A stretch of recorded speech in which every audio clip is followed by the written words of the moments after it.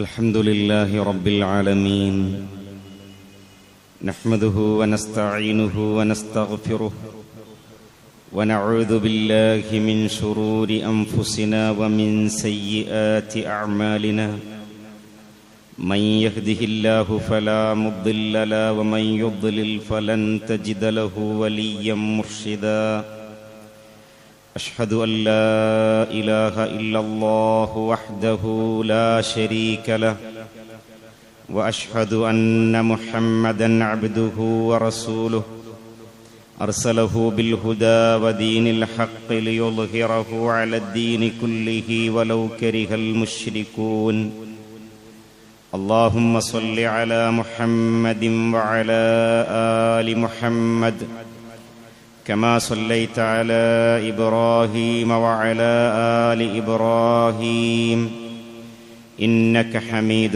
مجيد وبارك على محمد وعلى آل محمد كما باركت على إبراهيم وعلى آل إبراهيم إنك حميد مجيد أما بعد فإن خير الحديث كتاب الله وخير الهدي هدي محمد صلى الله عليه وسلم وشر الأمور محدثاتها وكل محدثة بدعة وكل بدعة ضلالة يا أيها الذين آمنوا اتقوا الله حق تقاته ولا تموتن إلا وأنتم مسلمون يا أيها الذين آمنوا اتقوا الله وقولوا قولا سديدا يصلح لكم أعمالكم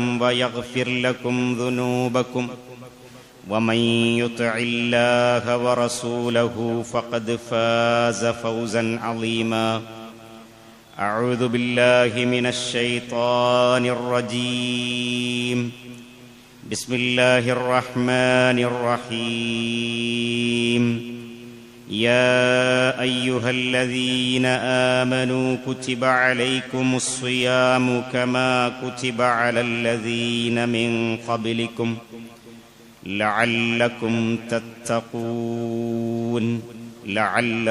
تتقون ബഹുമാന്യരായ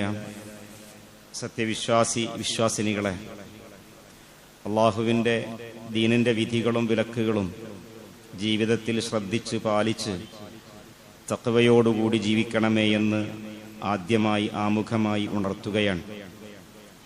ഹിജ്റ വർഷം 1447 റമദാൻ മാസം 2-ാമത്തെ ദിവസത്തിലാണ് നമ്മൾ ഓരോരുത്തരുള്ളത്. ഈ മാസം നമ്മൾ അനുഷ്ഠിക്കുന്ന നോമ്പ്, നമ്മുടെ മറ്റു ഇബാദത്തുകളൊക്കെ എന്തിന് എന്ന് ചോദിച്ചാൽ അതിന് ഇബാദത്തുകളുടെയൊക്കെ കാര്യം പറയുന്നിടത്ത് അല്ലാഹു സുബ്ഹാനഹു വ തആല വളരെ ശക്തമായി പറഞ്ഞിട്ടുള്ള ഒരു കാര്യം തഖ്വയുണ്ടാവുക എന്നുള്ളത് തന്നെയാണ്. അതൊരു നോമ്പിൻ്റെ കാര്യത്തിൽ മാത്രമല്ല, നമസ്കാരമാവട്ടെ, സക്കാത്താവട്ടെ, ഹജ്ജാവട്ടെ, മറ്റിതര ഇബാദത്തുകളാവട്ടെ, എല്ലാ ഇബാദത്തുകളുടെയും ആത്യന്തികമായി നമുക്ക് നേടിയെടുക്കേണ്ട ലക്ഷ്യം എന്തിനു വേണ്ടി ചെയ്യുന്നു എന്ന് ചോദിച്ചാൽ അതിനുള്ള ഉത്തരം തഖ്വ ഉണ്ടാവുക എന്നുള്ളതാണ്. നോമ്പ് നോറ്റാൽ തഖ്വ ഉണ്ടാകും എന്ന് അല്ലാഹു പറഞ്ഞിട്ടില്ലല്ലോ, എവിടെയും കാണാൻ സാധിക്കില്ല. നിങ്ങൾ നോമ്പ് നോറ്റാൽ തഖ്വ ഉണ്ടാകും, നോമ്പ് നോറ്റിട്ട് തഖ്വ ഉണ്ടാക്കണം എന്നാ പറഞ്ഞിട്ടുള്ളത്. അതങ്ങനെ തന്നെയാണല്ലോ. ലഅല്ലക്കും തത്തഖൂൻ എന്നുള്ള ആ ആയത്ത് അല്ലാഹു സുബ്ഹാനഹു വ തആല സൂറത്തു അൽ ബഖറയിലെ 183-ാമത്തെ ആയത്താണല്ലത്. നിങ്ങൾ നോമ്പ് നോറ്റാൽ തഖ്വ ഉണ്ടാകും എന്നതിൽ പറഞ്ഞിട്ടില്ല. മറിച്ച് ഇങ്ങനെയാണ് പറഞ്ഞത്, യാ അയ്യുഹല്ലദീന ആമനു, അല്ലയോ നല്ല വിശ്വാസികളായ ആളുകളെ, സത്യവിശ്വാസികളെ, കുതിബ അലൈക്കുമുസ്സിയാം, നിങ്ങൾക്ക് നോമ്പുകൾ നിർബന്ധമാക്കപ്പെട്ടിരിക്കുന്നു. കമാ കുതിബ അലല്ലദീന മിൻ ഖബലിക്കും, നിങ്ങളുടെ മുൻഗാമികൾക്കും നോമ്പ് നിർബന്ധമാക്കപ്പെട്ടതുപോലെ തന്നെയാണത്. എന്നിട്ട് അല്ലാഹു ആയത്ത് അവസാനിപ്പിച്ചത് നിങ്ങൾക്ക് തഖ്വ ഉണ്ടാകും എന്ന് പറഞ്ഞിട്ടല്ല, ലഅല്ലക്കും തത്തഖൂൻ, നിങ്ങൾ തഖ്വയുള്ളവരാകാൻ വേണ്ടി എന്നാണ്. അപ്പൊ നോമ്പ് നോറ്റിട്ട് നമുക്ക് തഖ്വ ഉണ്ടാവണം എന്നാണ് അല്ലാഹു സുബ്ഹാനഹു വ തആല നിഷ്കർഷിച്ചിട്ടുള്ളത് എന്ന് ആ ആയത്തിലൂടെ തന്നെ നമുക്ക് മനസ്സിലാക്കാൻ സാധിക്കും. നോമ്പിന്റെ വിധിവിലക്കുകൾ വിശദീകരിക്കുന്ന ആയത്തുകൾ തൊട്ടുപിറകെ വേറെ വരുന്നുണ്ട്. അല്ലാഹു സുബ്ഹാനഹു വ തആല ആ ആയത്തുകളിലൂടെയൊക്കെ നമ്മൾ വായിക്കുമ്പോൾ നമുക്ക് അല്ലാഹു പറഞ്ഞു തരുന്നുണ്ട് തഖ്വ ഉണ്ടാകേണ്ടതിന്റെ എങ്ങനെയാണ് അത് ആർജിച്ചെടുക്കാൻ സാധിക്കുക എന്നുള്ളത്. അപ്പൊ അതിലൊരായത്താണ് ഈ വിഷയം പറഞ്ഞ് അവസാനിപ്പിക്കുന്ന ഒരു ഭാഗമാണ് 187-ാമത്തെ ആയത്ത്. അതിൽ അല്ലാഹു ഉഹില്ല ലക്കും ലൈലത്തസ് സിയാമി അർറഫത്തു ഇലാ നിസാഇക്കും എന്ന് പറഞ്ഞുകൊണ്ടുള്ള ഭാഗമാണ് തുടങ്ങുന്നത്. അതിൽ കുറെ കാര്യങ്ങൾ ഇങ്ങനെ പറഞ്ഞു പോന്നിട്ട് അല്ലാഹു ആ ആയത്ത് അവസാനിപ്പിക്കുമ്പോൾ ഉണ്ടാകാൻ വേണ്ടി തഖ്വ ഉണ്ടാകാൻ വേണ്ടി എന്ന് പറഞ്ഞത് ലഅല്ലഹും തത്തഖൂൻ എന്ന് അല്ലാഹു പറഞ്ഞ് അവസാനിപ്പിക്കുന്നുണ്ട്. ലഅല്ലഹും യത്തഖൂൻ, അവർ സൂക്ഷ്മതയുള്ളവർ ആയിരിക്കാം, അല്ലെങ്കിൽ ആകുന്നതിന് പിന്നെ ആയേക്കാം എന്ന് പറഞ്ഞുകൊണ്ട് അത് അവിടെ അവസാനിപ്പിക്കുന്നുണ്ട്. ലഅല്ലഹും, ഇവിടെ ലഅല്ലക്കും നിങ്ങളാകാൻ വേണ്ടി, പിന്നെ ലഅല്ലഹും അവർ ആയേക്കും അതിനു വേണ്ടിയിട്ടാണ് ഇത്. അപ്പൊ ഈ പറഞ്ഞ കാര്യങ്ങളൊക്കെ ശ്രദ്ധിച്ചാൽ നോമ്പിലൂടെ തഖ്വ ഉണ്ടാകും എന്നാണ് പറഞ്ഞതിന്റെ രത്നച്ചുരുക്കം. അതിനെ നമ്മളിങ്ങനെ വളരെ ആറ്റിക്കുറിക്കോ ഒറ്റ വാക്കിൽ പറയാൻ കഴിയുമെങ്കിൽ ഇങ്ങനെ പറയാം: നമ്മളോട് അല്ലാഹു സുബ്ഹാനഹു വ തആല ചെയ്യരുത് എന്ന് പറഞ്ഞിട്ടുള്ള കുറെ കാര്യങ്ങൾ, അതേപോലെ തന്നെ ചെയ്യാൻ വേണ്ടി കൽപ്പിച്ചിട്ടുള്ള നിർദ്ദേശങ്ങൾ, അതാണല്ലോ അല്ലാഹു അവന്റെ അവാമിറുകളെ ജീവിതത്തിലേക്ക് ചേർത്ത് വെക്കുക. അവാമിറുകൾ ചേർത്ത് വെക്കുക എന്ന് പറഞ്ഞാൽ അല്ലാഹു കൽപ്പിച്ച കാര്യങ്ങൾ ജീവിതത്തിലേക്ക് ഏറ്റെടുക്കുക. അതേപോലെ തന്നെ ഇജ്തിനാബു നവാഹിഹി എന്നുള്ള മറ്റൊരു ഭാഗമുണ്ട്. അല്ലാഹു വിലക്കിയ, വിരോധിച്ച, പാടില്ല, വേണ്ട എന്ന് പറഞ്ഞിട്ടുള്ള വിരോധിച്ച കാര്യങ്ങൾ വേണ്ടെന്ന് വെക്കുക. തഖ്വയുടെ അടിസ്ഥാനം അതാണ്. തഖ്വ അതോടുകൂടി ആയി എന്നല്ല, തഖ്വ അവിടെ ബേസ്മെന്റ് നമുക്ക് ഉണ്ടാക്കിയെടുക്കാൻ സാധിച്ചു. അപ്പോൾ നമ്മുടെ ഇബാദത്തുകളിലൂടെ അങ്ങോട്ട് നമ്മൾ എത്തുക. അങ്ങനെ വരുമ്പോൾ ഈ പറഞ്ഞ ആയത്തുകളെ നമ്മൾക്ക് ഇങ്ങനെ ഒന്ന് പറഞ്ഞു നോക്കാമെന്ന് തോന്നുന്നു. നമ്മുടെ മനസ്സുകളിൽ റബ്ബ് വിരോധിച്ച കാര്യമാണല്ലോ അത് എന്നുള്ള നിലക്ക് ചെയ്താൽ, അതിലേക്കടുത്താൽ, അതിലേക്ക് നോക്കിയാൽ, അതങ്ങനെ ഒന്ന് പറഞ്ഞാൽ, അതല്ലെങ്കിൽ അങ്ങോട്ടൊന്ന് പോയാൽ, ഇങ്ങനെ നമ്മൾ ഏതെങ്കിലും നമ്മുടെ ചെയ്തികളുമായി ബന്ധപ്പെട്ട്, നമ്മുടെ അമാലുകളുമായി ബന്ധപ്പെട്ട്, നമ്മുടെ കർമ്മങ്ങളുമായി ബന്ധപ്പെട്ട് നമ്മൾ അങ്ങോട്ട് പോകുമ്പോൾ നമ്മുടെ മനസ്സുകളിൽ അങ്ങനെ ചെയ്യുന്നതല്ലല്ലോ ശരി, അതൊരു കുറ്റകരമായ കാര്യമാണല്ലോ, അതൊരു മോശമായ സംഗതിയാണല്ലോ എന്നിങ്ങനെ നമ്മുടെ മനസ്സുകളിൽ ഒരു കുറ്റബോധമോ അതുമല്ലെങ്കിൽ ഒരു ചൊറിച്ചിലോ എന്നൊക്കെ പറയുമല്ലോ. അൽ ഇസ്മു മാ ഹക ഫീ സദ്രിക വകരിഹത അൻ യത്ലിഅ അലൈഹി الناس എന്ന് റസൂലുള്ളാഹി സ്വല്ലല്ലാഹു അലൈഹി വസല്ലം ഇസ്മുകളെ അഥവാ പാപങ്ങളെ, കുറ്റകൃത്യങ്ങളെ വിശദീകരിച്ചപ്പോൾ പറയുകയുണ്ടായി. എന്ന് പറഞ്ഞാൽ കുറ്റകൃത്യങ്ങൾ എന്ന് പറഞ്ഞാൽ എന്താന്ന് ചോദിച്ചാൽ, നിന്റെ മനസ്സിൽ ഒരു തരം ചൊറിച്ചിൽ അത് ചെയ്യുമ്പോൾ ഉണ്ടാക്കിയെടുക്കും. അതിലേക്ക് അടുക്കുമ്പോൾ നിന്റെ മനസ്സിലൊരു വേണ്ട എന്നുള്ള ഒരു തോന്നല്, അത് ചെറിയ തോതിലെങ്കിലും ഒരു മോശം എന്നുള്ള തോന്നൽ ഉണ്ടാക്കിയെടുക്കും. അതേപോലെ തന്നെ നിന്നെക്കുറിച്ച് ആളുകൾ അറിഞ്ഞു കഴിഞ്ഞാൽ അവരെന്ത് വിചാരിക്കും എന്നുള്ള, ആളുകൾ അത് അറിയുന്നതിനെ കുറിച്ച് നിനക്ക് ഒരു നാണക്കേട് തോന്നുന്നുണ്ട്. അങ്ങനെയുള്ള കാര്യങ്ങൾ ഇസ്മാണ് എന്ന് റസൂലുള്ളാഹി സ്വല്ലല്ലാഹു അലൈഹി വസല്ലം വിശദീകരിച്ചു. നോക്കൂ സഹോദരങ്ങളെ, ഈ ആയത്തുകളെ നമ്മൾ ഇങ്ങനെ ഒന്ന് പഠിച്ചു നോക്കുക. അവിടെ നമുക്ക് കണ്ടെത്താൻ സാധിക്കുന്നത് അല്ലാഹു സുബ്ഹാനഹു വ തആല വിരോധിച്ച ഒരു കാര്യത്തിലേക്ക് നമ്മുടെ ചിന്ത പോകുമ്പോൾ, നമ്മുടെ മനസ്സ് പോകുമ്പോൾ, എന്നിട്ട് നമ്മൾ അറിഞ്ഞിട്ട് തന്നെയും അതിലേക്ക് നമ്മൾ എടുത്തു ചാടുകയോ, നിർബന്ധിതരായിട്ടാകാം, അറിയാതെയാകാം, അതിലേക്ക് എടുത്തു ചാടുന്ന അവസ്ഥയെക്കുറിച്ച് ഒറ്റവാക്കിൽ പറയാം: ആത്മവഞ്ചന എന്നത്. ആത്മവഞ്ചനയെ അല്ലാഹു 187-ാമത്തെ ആയത്തിലൂടെ പറയുന്നുണ്ട്. അലിമല്ലാഹു അന്നകും കുൻതും തഖ്താനൂന അൻഫുസകും എന്ന് അല്ലാഹു അവിടെ വിശദീകരിക്കുന്നുണ്ട്. അല്ലാഹു നിങ്ങളെക്കുറിച്ച് അറിഞ്ഞിട്ടുണ്ട് നിങ്ങൾ ആത്മവഞ്ചന ചെയ്തിട്ടുണ്ട് എന്നുള്ളത്. എന്ന് പറഞ്ഞാൽ നിങ്ങൾക്കറിയാം അത് മോശമാണെന്ന്, എന്നിട്ടും നിങ്ങൾ അങ്ങനെ ചെയ്തു കൂട്ടിയിട്ടുണ്ട്. അല്ലാഹു സുബ്ഹാനഹു വ തആല ഈ വിഷയത്തെ ഇങ്ങനെ വിശദീകരിക്കുന്നുണ്ട്. ഇതേ ആയത്തിൽ നേരത്തെ പറഞ്ഞ 187 ആയത്തിൽ തുടങ്ങുന്നത് ഉഹില്ല ലക്കും ലൈലത്തസ് സിയാമി അർറഫസു ഇലാ നിസായിക്കും, നിങ്ങളുടെ സ്വന്തം പത്നിമാരോട് നിങ്ങൾക്ക് ലൈംഗിക വീഴ്ച നടത്തുന്നത് നോമ്പിന്റെ രാത്രികളിൽ അനുവദിക്കപ്പെട്ടിരിക്കുന്നു എന്ന് പറഞ്ഞുകൊണ്ടാണ് ആ ആയത്തുള്ളത്. എന്ന് പറഞ്ഞാൽ സ്വഹാബികൾക്കിടയിൽ ഉണ്ടായിരുന്ന ഒരു ധാരണ, വിഷയം ആ ഒരൊറ്റ വിഷയത്തിൽ മാത്രം ഒതുക്കരുത്, മറിച്ച് അതുകൊണ്ടാണ് ഞാൻ തുടക്കത്തിൽ തന്നെ വിഷയത്തെ അതിനെ നമ്മൾക്ക് മനസ്സിലാക്കാൻ ആത്മവഞ്ചന എന്നുള്ള ഒരു ഭാഗം അള്ളാഹു അതേ ആയത്തിൽ തന്നെ പറഞ്ഞിട്ടുണ്ട് എന്ന് സൂചിപ്പിച്ചു പോന്നിട്ടുള്ളത്. അതുകൊണ്ട് ഏതൊരു കാര്യത്തെക്കുറിച്ചും നമ്മൾ അതിലേക്ക് ഇങ്ങനെ ചേർത്ത് വെക്കുക. സ്വഹാബികളുടെ കാര്യം ആദ്യം പറയാം. സ്വഹാബികൾക്കിടയിൽ ഒരു തോന്നലുണ്ടായിരുന്നു, ഒരു ധാരണയുണ്ടായിരുന്നു. ആ ധാരണ മറ്റൊന്നുമല്ല, നോമ്പായി കഴിഞ്ഞാൽ പിന്നെ രാവാകട്ടെ പകലാകട്ടെ രാത്രിയിലും പകലിലും ഒന്നും തന്റെ സ്വന്തം പത്നിമാരുമായി കൊണ്ട് ലൈംഗിക വീഴ്ച, ദാമ്പത്യ ജീവിതം എന്ന ഒന്ന് പാടില്ല എന്ന ഒരു ധാരണ അവർക്കിടയിൽ ഉണ്ടായിരുന്നു.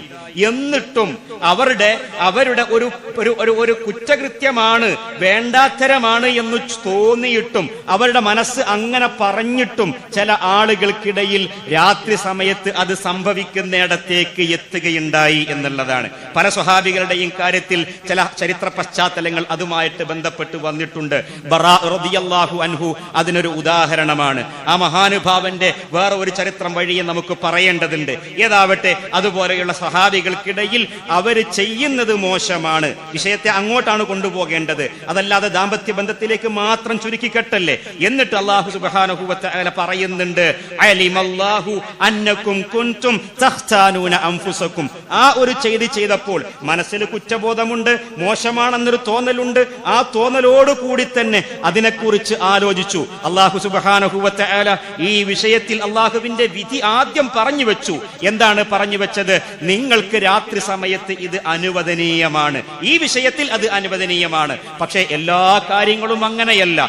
എല്ലാ കാര്യങ്ങളുടെയും ഒരു പൊതുവായ വായന കിടക്കുന്നത് അലിമല്ലാഹു അന്നകും കുൻതും തഖ്താനൂന അൻഫുസകും എന്നുള്ള ഇടത്താണ്.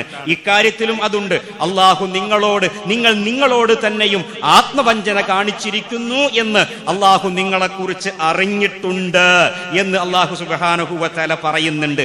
അപ്പോൾ അനുവദിച്ച കാര്യത്തെ അവിടെ വേറെ തന്നെ പറഞ്ഞു വെച്ചു. ഇനി അനുവദിക്കാത്ത കുറെ കാര്യങ്ങളുണ്ടല്ലോ നമ്മുടെ കാര്യത്തിൽ, നിഷിദ്ധമായിട്ടുള്ള കുറെ കാര്യങ്ങൾ. നോട്ടങ്ങളുടെ കാര്യമാകാം, കാണുന്നതിന്റെ വിഷയമാകാം, പറയുന്നതിന്റെ കാര്യമാകാം, സംസാരത്തിന്റെ കാര്യമാകാം, പോകുന്നതിന്റെ കാര്യമാകാം, എടുക്കുന്നതിന്റെയും പിടിക്കുന്നതിന്റെയും കാര്യമാകാം, നമ്മുടെ ഇടപാടുകളും ഇടപെടലുകളുമായി ബന്ധപ്പെട്ട കാര്യങ്ങളാകാം. ഇങ്ങനെ ഒരുപാട് വിഷയങ്ങളിൽ നമുക്ക് തന്നെയും നല്ല ഉറപ്പുണ്ട്. അതേപോലെ തന്നെ ഇസ്ലാം അത് വിലക്കിയിട്ടുമില്ല. ഇസ്ലാം അത് നിങ്ങൾക്ക് ആകാം, ഏതെങ്കിലും ഒരു സമയത്താകാം, രാത്രിയാകാം, പകലാകാം എന്നൊന്നും പറഞ്ഞിട്ടില്ല. എല്ലാ തലങ്ങളിലും നോമ്പായി ബന്ധപ്പെട്ടും നോമ്പല്ലാതെയും അള്ളാഹു വേണ്ടെന്ന് പറഞ്ഞ കുറെ കാര്യങ്ങൾ, അതാകുന്നു ഇജ്തിനാബു നവാഹിഹി. ഇത്തരം നിരോധിക്കപ്പെട്ട കാര്യങ്ങളുടെ കാര്യത്തിൽ നമ്മുടെ മനസ്സുകളിൽ തെറ്റാണെന്നുണ്ടായിട്ടും ആത്മവഞ്ചന കാണിച്ചുകൊണ്ട് അത്തരം തെറ്റുകളിലേക്ക് ചെന്ന് ചാടുക എന്നുള്ളത് അത് അള്ളാഹു അറിയും എന്ന ഒരു ബോധം, അത് തഖ്വയാണ് എന്ന്. ഈ തഖ്വ നമുക്ക് ഇബാദത്ത് കൊണ്ട് വളർത്തിക്കൊണ്ടുവരാൻ കഴിയണം.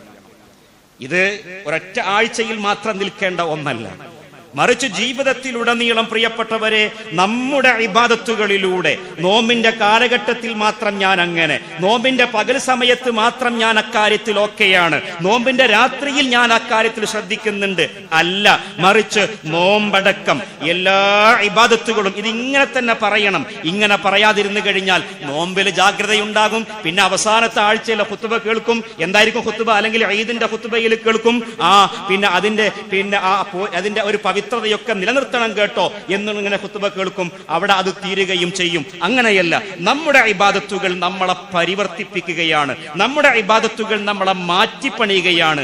എങ്ങനെയെന്നറിയുമോ? നമ്മളറിയാതെ ഉദാഹരണം പറയാം, നല്ലവണ്ണം അടച്ചു ഭദ്രമാക്കിയ പള്ളി, AC ആണ് ആ പള്ളി, എന്തെങ്കിലും ദ്വാരങ്ങൾ ഉണ്ടെങ്കിലൊക്കെ AC വൽക്കരിച്ചതോടുകൂടി അതെല്ലാം അടച്ചു വെച്ചിട്ടുണ്ട്. അങ്ങനെ ഉള്ള ഒരു പള്ളി റമദാൻ മാസമായപ്പോൾ അതിലെ ഒന്ന് വൃത്തിയാക്കാൻ വേണ്ടി നോക്കുമ്പോൾ ഒന്നുമില്ല, എവിടെയും കാണുന്നില്ല. ഫാനിലോക്കി നോക്കി കാര്യമായിട്ടൊന്നും കാണുന്നില്ല. എന്നാലോ തുടച്ചു നോക്കിയപ്പോഴതാ എത്രയോ വൃത്തികേടുകൾ, പൊടിപടലങ്ങളുണ്ട്, പലതരത്തിലുള്ള മാറാലകളുണ്ട്. അങ്ങനെ പലതും ഇങ്ങനെ അത്രമേൽ ഭദ്രമായ ഇടത്ത് കുമിഞ്ഞു കൂടിയിട്ടുണ്ട് എന്ന് കാണുമ്പോൾ നമ്മൾ ചിന്തിക്കുന്നു, നമ്മുടെ മനസ്സുകളുടെ കാര്യത്തിൽ, നമ്മുടെ പ്രവർത്തനങ്ങളുടെ കാര്യത്തിൽ ഇങ്ങനെ തന്നെയായിരിക്കില്ലേ? നമ്മളെത്രമേൽ ശ്രദ്ധിച്ചാലും നമ്മളുടെയൊക്കെ ഇങ്ങനെ അടിഞ്ഞുകൂടാനിടയുള്ള മാലിന്യങ്ങൾ പലതാണ്. അതുകൊണ്ടാണ് മഹാനായ ഇമാം ഗസാലി റഹ്മത്തുള്ളാഹി അലൈഹി ഈ ഹദീസുകളെയൊക്കെ വിശദീകരിക്കുന്ന കൂട്ടത്തിൽ പറയുകയുണ്ടായി, നമ്മുടെയൊക്കെ മനസ്സുകൾ എന്ന് പറയുന്നത് പാത്രം പോലെയാണ്. ആ പാത്രത്തിലേക്ക് പൊടിപടലങ്ങളും അതുപോലെ തന്നെ മാലിന്യങ്ങൾ അതിങ്ങനെ മനസ്സാകുന്ന ഈ പാത്രത്തിലേക്ക് അടിഞ്ഞുകൂടി കഴിഞ്ഞാൽ പിന്നെ അതിലേക്ക് അള്ളാഹുവിന്റെ ഹുദ, അള്ളാഹുവിന്റെ പ്രകാശം അതിലേക്ക് പ്രവേശിക്കുകയില്ല. അതുകൊണ്ട് പ്രിയപ്പെട്ടവരെ, അതുകൊണ്ടാണ് പറയുന്നത് പ്രിയപ്പെട്ടവരെ, ഇബാദത്തുകൾ നമ്മളെ വിമലീകരിക്കാൻ ഉപയുക്തമാകണം, നമ്മളെ മാറ്റിപ്പണിയാൻ ഉപയുക്തമാകണം. അതൊരു നിശ്ചിത സമയത്തേക്കല്ല, നിരന്തരമായ ഒരു പ്രക്രിയയായിക്കൊണ്ട് നമ്മളുടെ ശ്രദ്ധ ജീവിതത്തിൽ ഉണ്ടാക്കിയെടുക്കുന്ന രീതിയിൽ നമ്മുടെ ഇബാദത്തുകളെ കൊണ്ട് നമുക്ക് ലാഭമുണ്ടാക്കാൻ, റബ്ബിന്റെ അടുക്കലേക്ക് എത്തുമ്പോൾ നേട്ടമുണ്ടാക്കാൻ സാധിക്കുന്ന തരത്തിലേക്ക് ഇബാദത്തുകൾ അനുഷ്ഠിക്കാൻ സാധിക്കണം. നോക്കൂ, റസൂലുള്ളാഹി സ്വല്ലല്ലാഹു അലൈഹി വസല്ലം പഠിപ്പിച്ചല്ലോ, മൻ ലം യദഅ ഖൗലസ്സൂരി വൽ അമല ബിഹി ഫലൈസ ലില്ലാഹി ഹാജത്തുൻ ഫി അൻ യദഅ തുആമഹു വശറാബഹു. ഒരുപാട് കേട്ട ഹദീസാണ്. ഒരാൾ വേണ്ടാത്ത സംസാരം, വേണ്ടാത്ത പ്രവർത്തനങ്ങൾ ഒഴിവാക്കാൻ സന്നദ്ധനല്ല എങ്കിൽ അയാൾ അന്നപാനീയ ചിന്തകൾ അയാൾ മാറ്റിവെക്കുന്നത് കൊണ്ട് അള്ളാഹുവിനൊരാവശ്യവുമില്ല എന്ന്. നോമ്പിന്റെ സമയങ്ങളിൽ മാത്രമല്ലല്ലോ അത്, എല്ലാ സമയത്തും അവൻ അങ്ങനെ തന്നെയായിരിക്കണം. വേണ്ടാത്തരങ്ങളിൽ വിട്ടുനിൽക്കുന്നവനായിരിക്കണം, വേണ്ടാത്ത സംസാരങ്ങൾ ഇടപെടുന്നവനാകരുത്. അങ്ങനെയായിരിക്കണം ഒരാൾ. അങ്ങനെ അവന്റെ ഇബാദത്ത്, നമ്മുടെ ഓരോരുത്തരുടെയും ഇബാദത്ത് നമ്മളെ ഇങ്ങനെ മാറ്റിപ്പണിയാൻ പോന്നതാകണം എന്നതാകുന്നു റസൂലുള്ളാഹി സ്വല്ലല്ലാഹു അലൈഹി വസല്ലം പഠിപ്പിച്ചിട്ടുള്ളത്. നോട്ടത്തിന്റെ കാര്യത്തിൽ നോമ്പ് നമ്മളെ നോട്ടം നിയന്ത്രിക്കാൻ പര്യാപ്തമാക്കും എന്ന് നബി സല്ലല്ലാഹു അലൈഹി വസല്ലം പഠിപ്പിച്ചല്ലോ. നോട്ടം മാത്രമല്ല, നമ്മുടെ ലൈംഗിക വിശുദ്ധിക്ക് വളരെ പ്രയോജനകരമായിട്ടുള്ള ഒരു മാർഗമാണ് നോമ്പ് എന്ന് നബി സല്ലല്ലാഹു അലൈഹി വസല്ലം പഠിപ്പിച്ചത്. യുവാക്കളോട് വിവാഹിതരാകാൻ പറഞ്ഞുകൊണ്ടുള്ള ഒരു ഹദീസ് പലപ്പോഴും കേട്ടിട്ടുണ്ടാകും. യാ മഅ്ശറ ശബാബ്, അല്ലയോ യുവ സമൂഹമേ, മൻ ഇസ്തത്വഅ മിൻകുമുൽ ബാഅത ഫൽയതസവ്വജ്, നിങ്ങളിൽ പ്രായപൂർത്തിയെത്തിയവർ വിവാഹം ചെയ്തു കൊള്ളട്ടെ എന്ന് പറയുകയും ഇനി അതിന് ആർക്കെങ്കിലും കഴിയില്ല എങ്കിൽ അവർ ചെയ്യേണ്ടത് നോമ്പെടുക്കലാണ്. നോമ്പെടുത്തു കഴിഞ്ഞാൽ അവർക്ക് ഈ വിശുദ്ധി നിലനിർത്താൻ സാധിക്കും, അല്ല എങ്കിൽ തെറ്റിപ്പോകും എന്ന് പറയുന്നുണ്ട്. എന്ന് പറഞ്ഞാൽ കണ്ണിനും നമ്മുടെ ലൈംഗികമായിട്ടുള്ള വിശുദ്ധിക്കും, കണ്ണിന്റെ വിശുദ്ധി, ലൈംഗിക വിശുദ്ധി, ഇതെല്ലാം തന്നെയും നിലനിർത്താൻ സാധിക്കുന്ന ഒന്നുകൂടിയാണ് നോമ്പ് എന്ന് റസൂലുള്ളാഹി സ്വല്ലല്ലാഹു അലൈഹി വസല്ലം പഠിപ്പിക്കുകയാണ്. ഇങ്ങനെ ജാഗ്രതയോടുകൂടി ചില വിഷയങ്ങൾ മാത്രം, അതിലേക്ക് സൂചനകൾ മാത്രമാണ് നൽകിയിട്ടുള്ളത്. നമ്മളൊക്കെയും ബോധവാന്മാരാണ്. ഇതിന്റെ ആകത്തുക എന്ന് പറയുന്നത് നമ്മളെ തഖ്വയുള്ളവരാക്കിയെടുക്കാൻ ഉള്ള ഒരു പരിശീലന കളരിയായിക്കൊണ്ട് നോമ്പിനെ എല്ലാ അർത്ഥത്തിലും നമുക്ക് വിനിയോഗിക്കാൻ സാധിക്കണം. അല്ലാഹുവേ, നീ കനിയേണമേ നാഥ.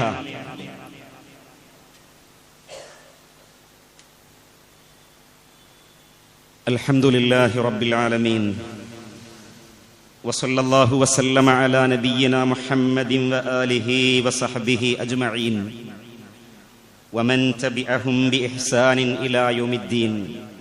അമ്മാ ബഅദ്.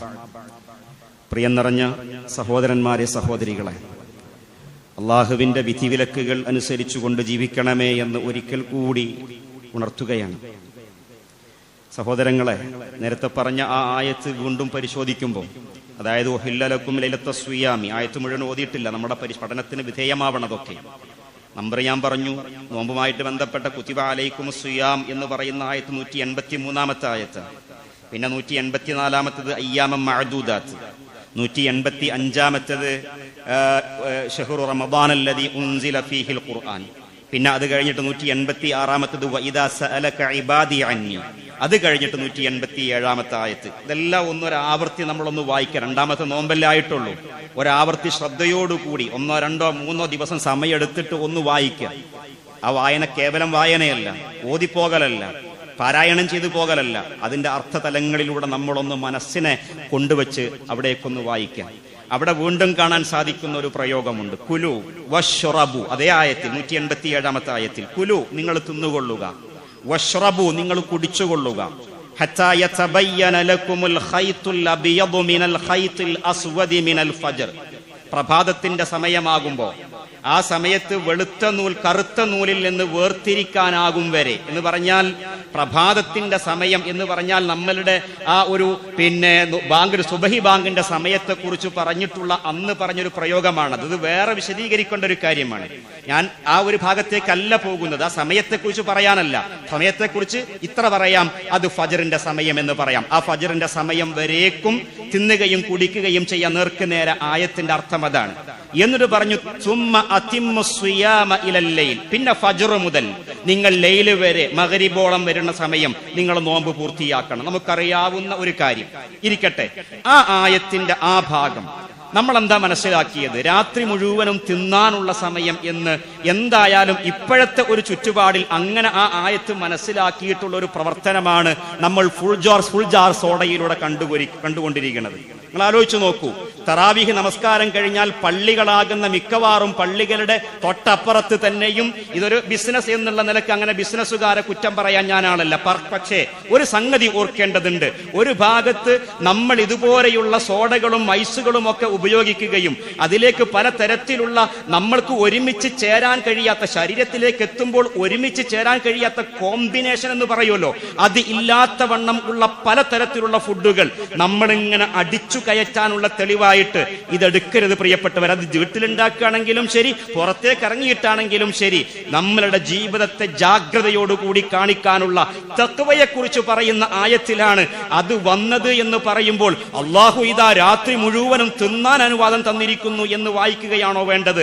അതല്ല, ആ ആയത്തിന്റെ പശ്ചാത്തലം എന്താണെന്ന് പഠിച്ച് അതിൽ നിന്ന് ലഅല്ലഹും തത്തഖൂൻ എന്നുകൂടി ചേർത്ത് വായിച്ചിട്ട് ആ ആയത്ത് മനസ്സിലാക്കുകയാണോ വേണ്ടത്? ചിന്തിക്കേണ്ടതില്ലേ? പക്ഷെ ചിന്തിക്കാൻ ഈ ഉമ്മത്ത് തയ്യാറാകുന്നില്ല. മറിച്ച് ഒരൊറ്റ പ്രത്യക്ഷ വായന. എന്താ വായന? മഗ്രിബ് കഴിഞ്ഞാൽ പിന്നീട് നോമ്പ് തുറന്നാൽ പിന്നീട് ഫജ്ർ വരെയും തിന്നാനുള്ള അനുവാദമാണ് അള്ളാഹു തന്നത് എന്ന് വായിച്ചു പോകുന്നത് എന്തുമാത്രം ബുദ്ധിമോശമാണ് എന്നെങ്കിലും പറയണ്ടേ പ്രിയപ്പെട്ടവരെ? അങ്ങനെയേ അല്ല.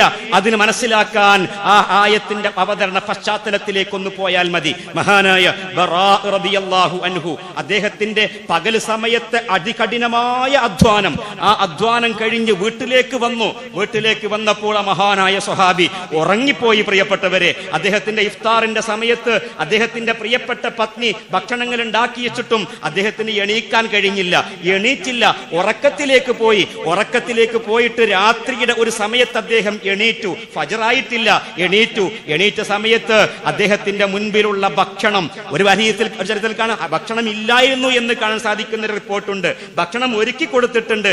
പക്ഷേ ആ മഹാനുഭാവന്റെ മനസ്സിൽ, ആ മഹാനായ സ്വഹാബിയുടെ മനസ്സിൽ ഉണ്ടായിരുന്ന കാര്യം എന്താണെന്നറിയോ?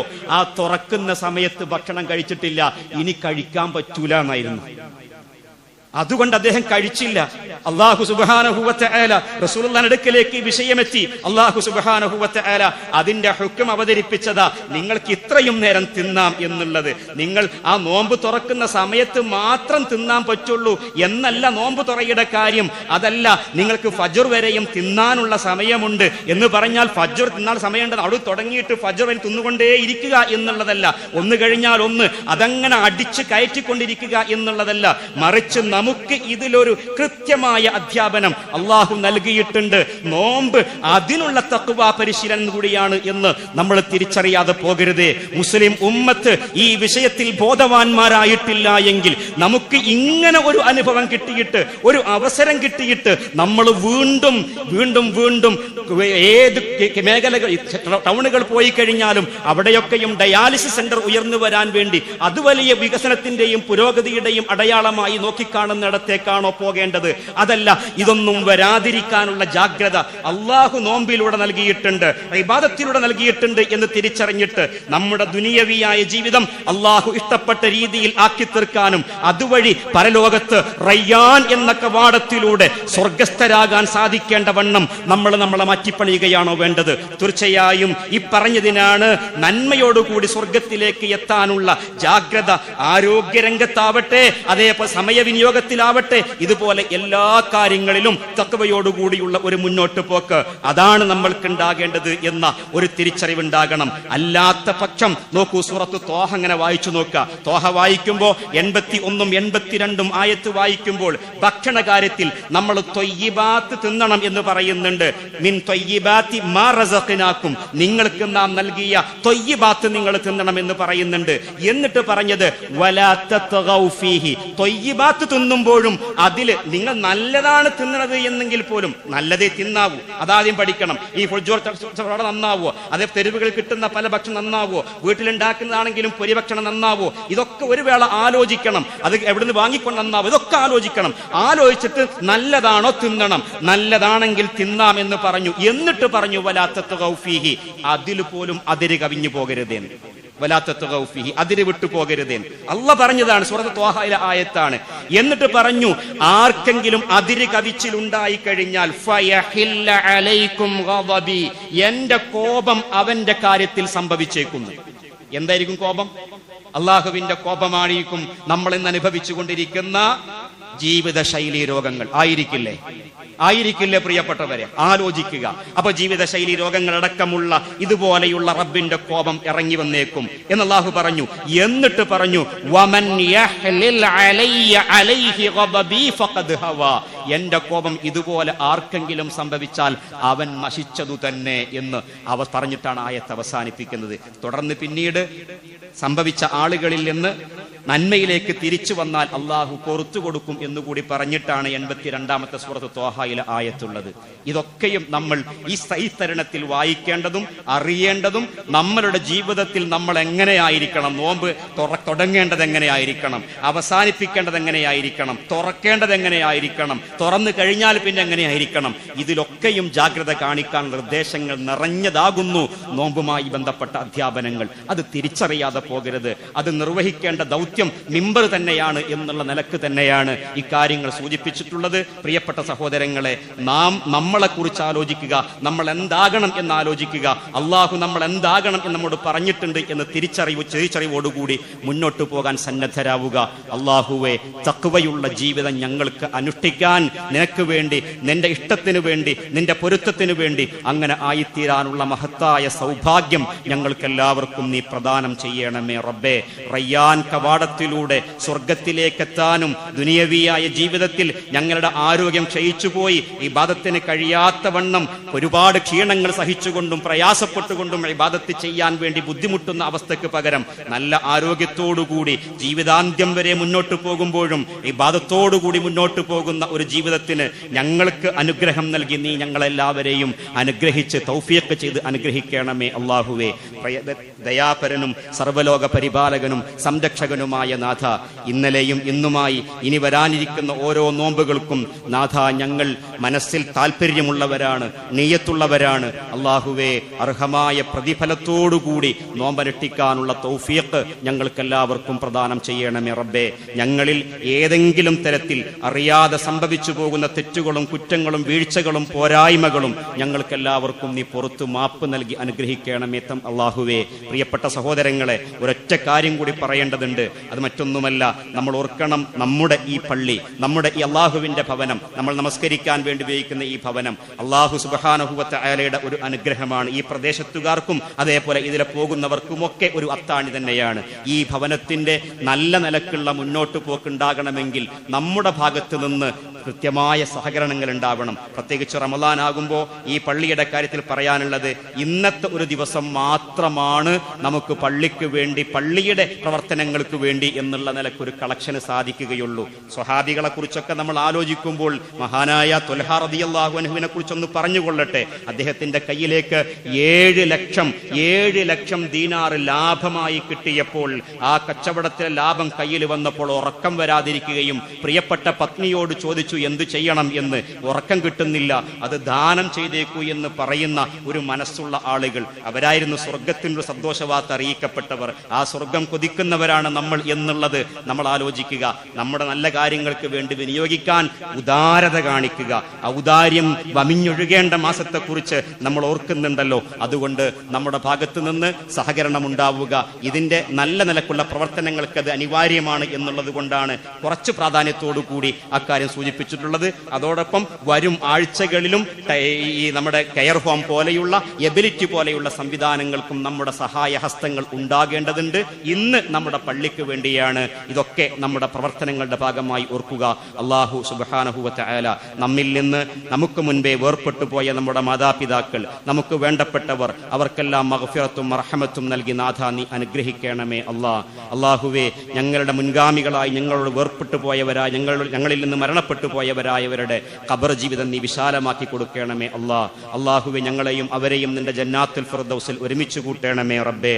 അല്ലാഹുമ്മ ഗ്ഫിർ ലിൽ മുഅ്മിനീന വൽ മുഅ്മിനാത്ത് വൽ മുസ്ലിമീന വൽ മുസ്ലിമാത്ത് അൽ അഹ്യാഇ മിൻഹും വൽ അംവാത്ത് ഇന്നക മുജീബുദ് ദഅവാതി യാ ഖാദിൽ ഹാജാത്ത്. അല്ലാഹുമ്മ അജ്ർനാ മിനൻ നാർ, അല്ലാഹുമ്മ അജ്ർനാ മിനൻ നാർ, അല്ലാഹുമ്മ അജ്ർനാ മിനൻ നാർ. റബ്ബന ഗ്ഫിർ ലനാ ദുനൂബനാ വകഫിർ അന്നാ സയ്യിആതിനാ വതവഫനാ മഅൽ അബ്റാർ. റബ്ബന ലാ തജ്അൽ ഫീ ഖുലൂബിനാ ഗില്ലൻ ലില്ലദീന ആമനൂ റബ്ബന ഇന്നക റഊഫുർ റഹീം. റബ്ബന തഖബ്ബൽ മിന്നാ ഇന്നക അൻതസ് സമീഉൽ അലീം വതുബ് അലൈനാ ഇന്നക അൻതത് തവ്വാബുർ റഹീം വഗ്ഫിർ ലനാ യാ ഗാഫിറൽ മുദ്നിബീൻ വൽഹംദുലില്ലാഹി റബ്ബിൽ ആലമീൻ വസലാമുൻ അലൽ മുർസലീൻ.